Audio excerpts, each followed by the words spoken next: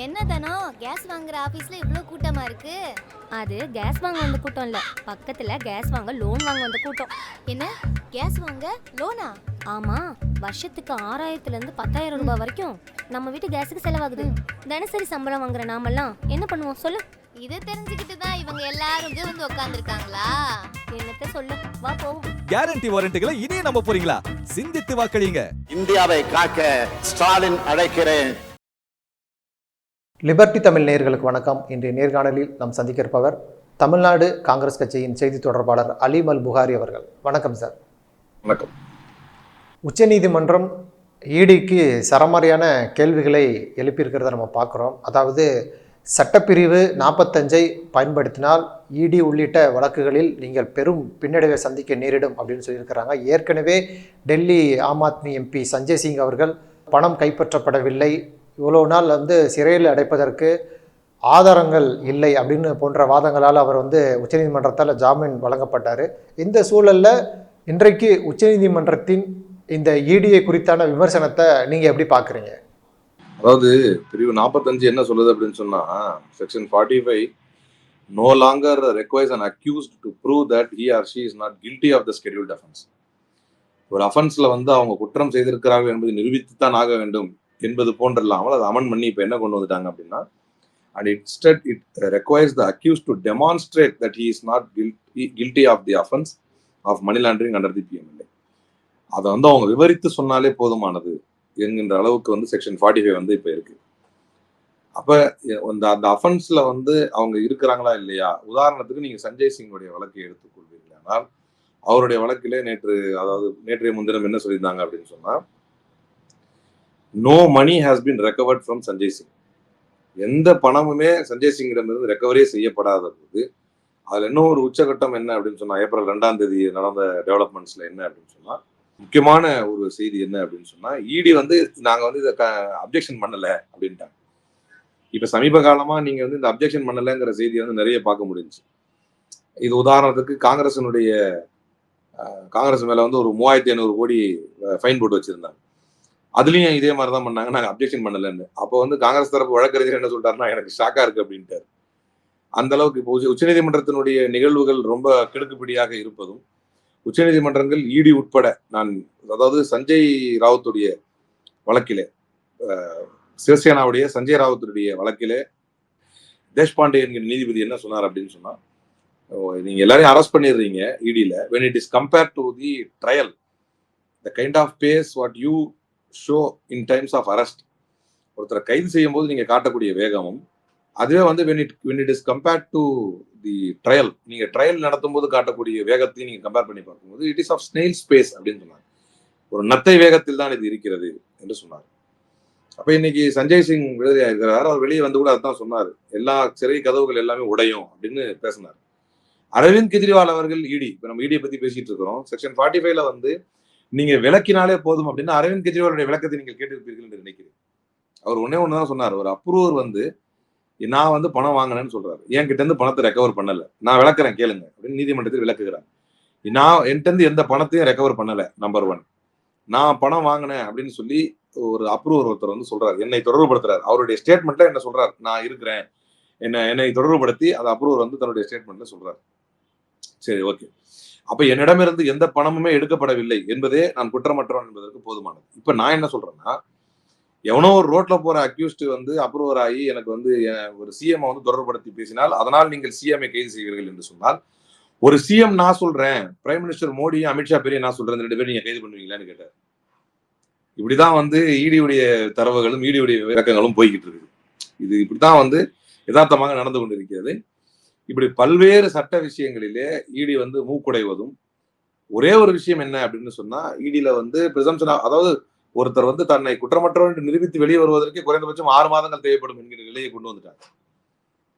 இன்றைக்கு கவிதா அவர்களுடைய விவகாரத்திலே கூட ஒரே கூச்சலா தான் இருக்குது. நீதிமன்றத்தில் அந்த வாத பிரதிவாதங்களை சிங்வி பேசும் பொழுது, நான் இன்ட்ரீம் பெயிலுக்காக ஆர்கியூ பண்ணிட்டு இருக்கிறேன், நீங்க ஏன் மெரிட் ஆஃப் தி மேட்டர் எடுத்து ஆர்கியூ பண்ணிட்டு இருக்கீங்கன்னு அவர் கேட்கிறாரு.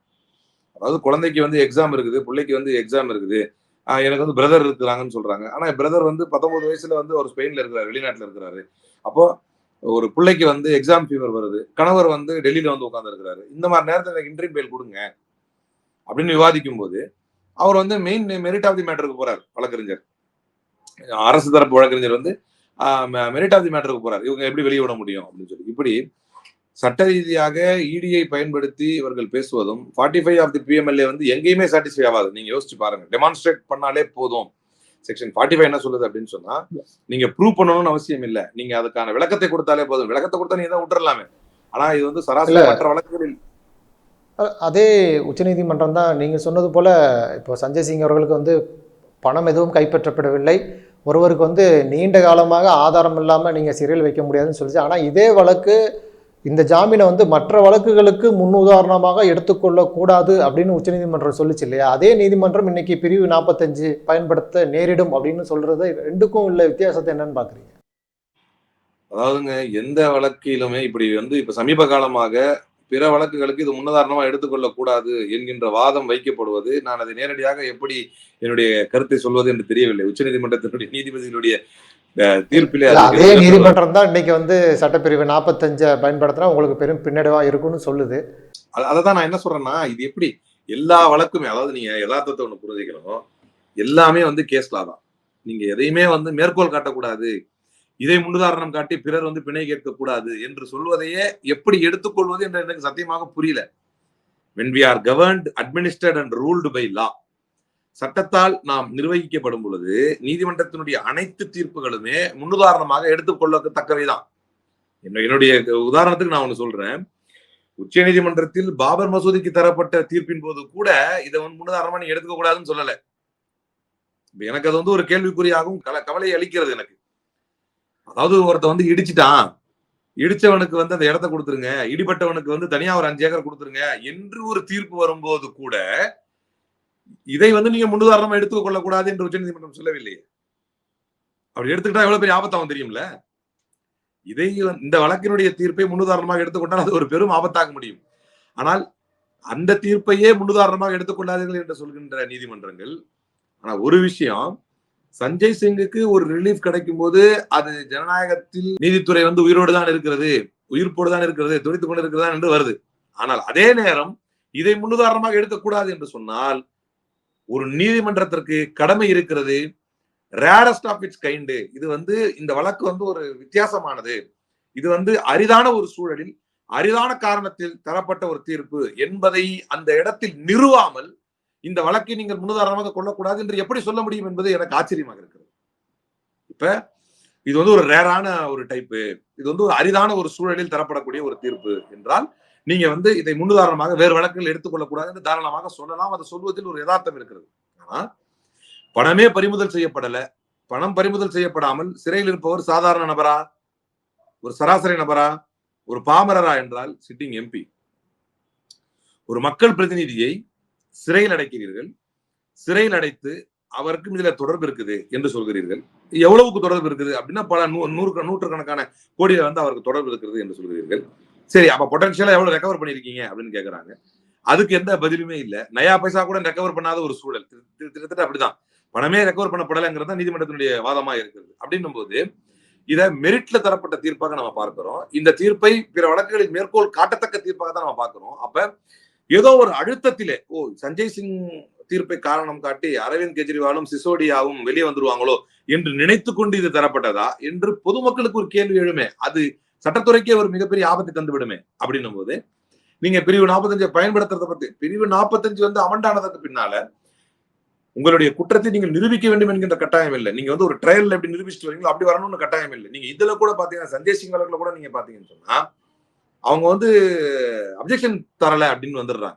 சொல்ல போனா அது வந்து ஒரு ட்ரையல் பேசிஸ்ல பார்க்க போனா அக்யூட்டலுக்கு உள்ள ஒரு விஷயம் அது. ஏன்னா அவர் ப்ரூவ் பண்ணாருன்னா அக்யூட்டல் கணக்கு, அது ட்ரையலுக்கு அக்யூட்டல் கணக்கு அது கிட்டத்தட்ட. ஆனா அந்த இடத்துல வந்து நாங்க அப்ஜெக்ஷன் கொடுக்கல அப்படின்னு விளைக்கிறாங்க. அப்போ இதையே நான் கேள்விக்குரியதாகவும் வியப்பாகவும் வேதனைக்குரியதாகவுமே நான் பார்க்கிறேன். இந்த வழக்கை நீங்கள் மேற்கோளாக எடுத்துக்கொள்ளக்கூடாது என்று சொல்வதை. அதே போல பிரிவு 45 எப்போது பிரிவு 45 அமெண்ட் செய்யப்பட்டதோ அப்போதே நீங்க ஜஸ்ட் டெமான்ஸ்ட்ரேட் பண்ணாலே போதும்னா அது பிற வழக்குகளை போல மாறி விடுகிறது. பிற வழக்கு மாதிரி மாறிடுச்சு. சாதாரணமா நீங்க ஒரு செஷன்ஸ் கோர்ட்ல வந்து ப்ரீவியஸ் கேஸ் இருக்கா அப்படின்னு பார்த்துட்டு 1-2 பெயில் டிஸ்மிஸ் பண்ணிட்டு அதுக்கப்புறம் ஜட்ஜுடைய டிஸ்கிரிப்ஷன்ல எப்படி தீர்ப்பு தராங்களோ அது போலவே இந்த வழக்குகளிலும் அவர்கள் நீதியை பெற முடியும். ஆனால் இன்றைக்கு எவ்வளவு இப்ப இடி வந்து அரவிந்த் கெஜ்ரிவால் அவருடைய வழக்கிலே வாதிடும் போது என்ன சொன்னது அப்படின்னு சொன்னா, ஒரு ஆம் ஆத்மி சிறையில் வைக்க முடியும், அதாவது ஒரு சராசரி மனிதனை ஒரு காமன் மேன சிறையில் வைக்க முடியும், ஏன் ஒரு சிஎம் தப்பு செஞ்சா சிறையில் வைக்க முடியாதா என்கின்ற வாதம் வந்து வெளிப்படையாக கேட்கும் பொழுது, பொதுப்படையாக கேட்கும் பொழுது ரொம்ப நியாயமானதாகவும் நேர்மையானதாகவும் தெரியுதா இல்லையா? ஆனா இது அப்படியே நீங்க நேர்மறையா பாருங்க, ஒரு சிஎம் 10 நயா பைசா கையில ரெக்கவர் பண்ணாம உங்களால கைது செய்ய முடியும். ஒரு சிஎம் எவனோ ஒரு அக்யூஸ்ட் பிஜேபிக்கு எலக்டோரல் பாண்ட்ஸ்ல பணம் அள்ளி கொடுத்த ஒரு திருடன் ஒரு சிஎம் பேரை சொன்னா, அந்த திருட்டு பையன் சிஎம் பேரை சொல்றான்றதுக்காகவே ஒரு சிஎம்ஏ கைது செய்ய முடியும் என்பது எவ்வளவு ஆபத்தானது. ரெண்டையும் நீங்க தராசுல வச்சு பாருங்க. அப்ப இப்படித்தான் இதை பார்க்க முடியும். இன்னொன்னு, ஒரு பெண்ணை நீங்க வந்து சிறையில் அடைப்பதற்கு தெலுங்கானால இருந்து கூட்டு வந்து சிறையில் அடைக்கிறீங்க. அவங்க செஞ்சாங்களா செய்யலையாங்கிறது அப்பாற்பட்டது. ஆனால் எப்படி தொடர்ந்து பாஜகவை எதிர்க்கக்கூடியவர்கள் அல்லது பாஜகவுக்கு எதிரான, ஏன்னா கவிதா அவர்கள் வந்து காங்கிரஸோடு வேறுபட்டு இருந்தாலுமே கூட போலவரம் டேம் வந்து தெலுங்கானாவே இல்ல ஆந்திரால தான் இருக்கு அப்படின்னு சொல்லும் போதே எனக்கு எல்லாம் மனசுல பட்டுச்சு, அவருடைய இந்த மாதிரி சிறை தான் போல இருக்குங்க. ஏன்னா அண்ணாமலை அங்க அசிங்கப்பட்டு நின்றா. Factually he made a grave error. ஒரு மிகப்பெரிய பொய்ய தப்ப மத்த இடத்துல வந்து பத்திரிகையாளரை மிரட்டலாம், நேருக்கு நேரம் உட்காந்துக்கிட்டு அந்த மண்ணின் மைந்தர் பேசிட்டு இருக்கும்போது அவங்களை மாத்தி பேச முடியுமா? அப்ப பேசும்போது அப்ப இந்த அம்மாவும் ஒரு நாள் அரசியல்ல வந்து பழிவாங்கப்படும் என்று நாம் நினைத்தோம். அதே மாதிரியான ஒரு சூழல் அங்க ஏற்பட்டது. காலப்போக்கில் போக போக போக இது இன்னும் ஓப்பனா சொல்றதா இருந்தா, இடி அம்பலப்பட்டு கொண்டிருக்கிறது. இடியை முழுமையாக அம்பலப்படுத்தி விட்டால் எங்க பிரச்சனையா போயிருமோ என்று நீதித்துறை பயப்படுகிறதோ என்று பொதுமக்கள் நினைத்து விடக்கூடாது என்பது மட்டும். ஏன்னா இப்படி எல்லாம் பேசிட்டு வரும்போது, இப்படி எல்லாம் சொல்லிட்டு வரும்போது, இப்படி ஒரு வாதம், இப்படி ஒரு சிந்தனை மக்களுக்கு வந்து விடக்கூடாது என்பதிலும் நாம் கவனமாக இருக்க வேண்டும். உச்சநீதிமன்றம் இன்னொரு கருத்தையும் முன்வைத்திருக்கிறத நம்ம பார்க்குறோம். அதாவது மின்னணு வாக்குப்பதிவு இயந்திரம் குறித்த சர்ச்சை வந்து பொதுமக்களிடையே இருக்குது, எதிர்க்கட்சிகளிடையே இருந்தாலும், ஆனால் மக்களிடையே ஒரு அந்த குழப்பம் இருக்குது. ஏதோ ஒப்புகை சீட்டு வேணும், வாக்குச்சீட்டு எண்ணிக்கை வரணும்னு சொல்கிறாங்க. இன்றைக்கி உச்சநீதிமன்றமும் சொல்லியிருக்கிறாங்க, அதாவது அந்த ஒப்புகை சீட்டு 100% எண்ணி பார்க்க முடியுமா அப்படின்னு அரசாங்கத்தை நோக்கியும் தேர்தல் ஆணையத்தை நோக்கியும் ஒரு கேள்வி எழுப்பியிருக்காங்க. இதை நீங்கள் எப்படி பார்க்குறீங்க? ஏன்னா ஏற்கனவே ராகுல் காந்தி அவர்கள் சொல்லியிருந்தாரு, மோடி அவர்கள் வந்து ஒரு மேட்ச் ஃபிக்ஸிங் பண்ணி ஜெயிக்க முயற்சி பண்ணுறாருன்னு சொல்லியிருந்தாரு. இந்த சூழலில் உச்சநீதிமன்றத்துடைய இந்த கருத்தை எப்படி பார்க்குறீங்க? அதாவது மேட்ச் ஃபிக்ஸிங்கிறது வந்து அவர் மொத்தமாக எல்லாத்தையும் சேர்த்து சொன்னார். அதாவது பிஜேபியினுடைய ஸ்டார், ஒவ்வொரு கட்சிக்கும் ஸ்டார் கேம்பெயினர்ஸாக யார் இருப்பாங்க அப்படின்னா, நான் தான் சொன்னேன், வெகு விரைவில் எதிர்பார்க்கலாம். தமிழ்நாட்டிலே வந்து பிஜேபிக்கு இந்தியா முழுக்க இன்னும் பிரச்சாரம் செய்யாதது தான் மிச்சம். இடி, சிபிஐ, ஐடி எல்லாமே வந்து மைக்கு பிடிச்சி ஸ்டார் கேம்பெயினர்ஸா பிரச்சாரம் செய்யாத தான் மிச்சம். எல்லாத்தையும் பண்ண ஆரம்பிச்சிட்டாங்க. அதுல கூடுதலாக 2 பேரை வந்து இப்ப 2 பேரை உடனடியாக அந்த வேகண்டா இருக்கும்போது 2 பேரை எலெக்ஷன் கமிஷனர் அப்பாயின்ட் பண்ணாங்க. மோடி வந்து எலெக்ஷன் கமிஷனர் அப்பாயின்ட் பண்ற விதத்தை வந்து மாத்தி அதை மாத்திட்டாங்க இல்லையா, சீஃப் ஜஸ்டிஸ் அதுல இருந்து எக்ஸ்க்ளூட் பண்ணிட்டு இவரே வந்து நியமிப்பாரு அப்படிங்கிற மாதிரி கொண்டு வந்ததுக்கு பிறகு 2 பேர் வர்றாங்க. அந்த 2 பேர் யாருன்னா, ஒருத்தர் அமித்ஷாவுடைய மினிஸ்ட்ரியில் அமித்ஷா கீழே இருந்தவர், இன்னொருத்தரும் வந்து பிஜேபியுடைய அஃபிலியேஷன்ல இருந்து வந்தவர். 2 பேர் தான் இப்போ வந்து புதுசா நியமிக்கப்பட்டிருக்கிறாங்க. அப்போ வந்து ஒரு ஃபேர் எலெக்ஷன் இருக்குமா, level play, fair level play இருக்குமா அப்படின்னு சொல்றது வந்து ஒரு கேள்விக்குரியதா இருக்கு. அது மாதிரியான சூழல்கள்ல தான் தேர்தல் ஆணையத்தின் மீதும் சந்தேகம் எழுகிறது, தேர்தல் ஆணையம் கையாளக்கூடிய இவிஎம்மின் மீதும் சந்தேகம் எழுகிறது. இப்ப இங்க இந்த இடத்துல நான் உங்களுக்கு ஒன்று சொல்லுவேன், இது வந்து எப்படின்னா தலையை சுத்தி மூக்க தொடர மாதிரி, நீங்க வந்து விவிபேட்டு ஸ்லிப்பு 100% ஸ்லிப்பை வந்து கணக்கெடுக்க முடியுமா என்று கேள்வி கேட்பதற்கு பதிலாக ஜெர்மனி உச்சநீதிமன்றத்திலே வழக்கு நடந்தது பேலட் சிஸ்டமுக்கும் இவிஎம்முக்கும் அகேன்ஸ்டா. இவிஎம் வந்து ரீப்ளேஸ் பண்ணி பேலட் சிஸ்டம் கொண்டு வரணும் அப்படின்னு சொல்லி ஜெர்மனிய உச்சநீதிமன்றத்தில் வழக்கு நடந்த போது ஜெர்மானிய உச்சநீதிமன்றம் என்ன தீர்ப்பை சொன்னது அப்படின்னு சொன்னா, rather than maintaining transparency, rather than maintaining efficiency in election, transparency in election is much needed அப்படின்னு சொன்னாங்க. நீங்க வந்து திறம்பட தேர்தலை நடத்துவதை விட முக்கியமானது, ஒரு தேர்தலை திறம்பட நடத்துவதை விட முக்கியமானது வெளிப்படைத்தன்மையோடு நடத்துவது என்று சொன்னது. உங்களுக்கு திறம்பட நடத்தணுமா இல்ல வெளிப்படைத்தன்மையோடு நடத்தணுமா அப்படின்னா, அப்கோர்ஸ் நீங்க வெளிப்படைத்தன்மையோடு தான் நடத்தணும் அப்படின்னு சொல்லிச்சு. இப்ப பாயிண்ட்டுக்கு வருவோம். ஒரு நாடு ஒரு தேர்தல் என்று பிதற்றுகிறார். ஆனால் ஒரு நாட்டில் ஒரு தேர்தலை நடத்துவதற்கு மட்டுமே இவர்களுக்கு 2 மாதத்திலிருந்து 3 மாசம் தேவைப்படுது. அப்ப ஒரே நாடு ஒரே தேர்தல் என்றால், பிடிஆர் கூட சொல்லியிருந்தார் நேற்று, ஒரே நாடு ஒரே தேர்தல் என்றால் 2 வருஷமா நடத்துவாங்க போல இருக்கு அப்படின்னு. ஒரே நாடு ஒரே தேர்தலை 2 வருஷமா நடத்துவாங்க. அப்போதும் நீங்கள் ஒரே நாளில் ஒரே தேர்தல் நடத்தி முடிக்க மாட்டீர்கள். அப்ப இது எதுக்கு சொல்றேன் அப்படின்னா, இங்க எபிஷியன்சி எலெக்ஷன் கூட இல்ல. நீங்க வந்து நாங்க எதுக்கு நாங்க இவிஎம் வச்சிருக்கிறோம் அப்படின்னா எலெக்ஷன்ல வந்து எபிஷியன்சி மெயின்டைன் பண்றதுக்காக வச்சிருக்கிறோம் அப்படின்னு நீங்க சொல்றதா இருந்ததுன்னா எலெக்ஷன்ல இங்க எபிஷியன்சியுமே இல்ல. ஏன்னா இவிஎம் வச்சுக்கிட்டே நீங்க 3 மாசமா நடத்துறீங்க தேர்தல். கரெக்டா? அப்போ இங்க எபிஷியன்சி அடிபடுது. அப்ப நீங்க எபிஷியன்சி இல்லாத போது அட்லீஸ்ட் கைண்ட்லி மெயின்டைன் டிரான்ஸ்பரன்சி. அப்ப நீங்க அதுக்கு பேலட்டுக்கே போயிடலாமே.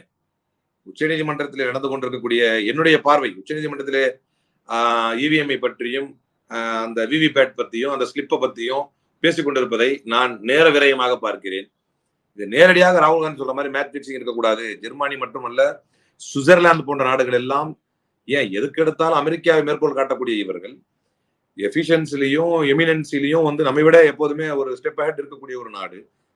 அதுவே பேலட் சிஸ்டம்ல இருக்கும் பொழுது இவிஎம் வச்சே நீங்க 3 மாசமா தேர்தல் நடத்துவீங்கன்னா இதுக்கு பேசாம 10 மூட்டை குடோன்ல இருந்துட்டு போலான்ற மாதிரி நீங்க பேலட்ல எடுத்துட்டு போயிடலாமே.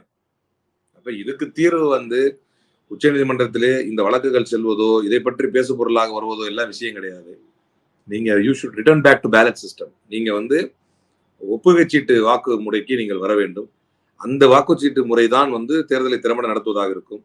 நீங்க அகைன் வந்து விவிபேட்டி வச்சுக்கிட்டு அங்க ஸ்லிப்பு போய் விழும், ஒருத்தரும் அந்த ஸ்லிப்பை எடுத்துட்டு போறதுக்கு அலோ பண்ணணும், அதை வச்சு கணக்கு போகும்போது எஃபிஷியன்சியை மெயின்டைன் பண்ண முடியும் அப்படின்னு டிரான்ஸ்பரன்சியை மெயின்டைன் பண்ண முடியும் என்று சொல்வதெல்லாம் என்னை பொறுத்தவரை நேர விரயமாக பார்க்கிறேன், வெற்றுவாதங்களாக பார்க்கிறேன். மீண்டும் பேலட் சிஸ்டம்லேயே நம்முடைய தேர்தல்கள் நடத்துவது மட்டும்தான் வெளிப்படைத்தன்மையை ஊர்ஜிதம் செய்ய முடியும். நன்றி தொடர். நிறைய பயனுள்ள தகவல்களை நேயர்கள் சொல்லியிருக்கீங்க. உங்க நேரத்துக்கு மிக்க நன்றி.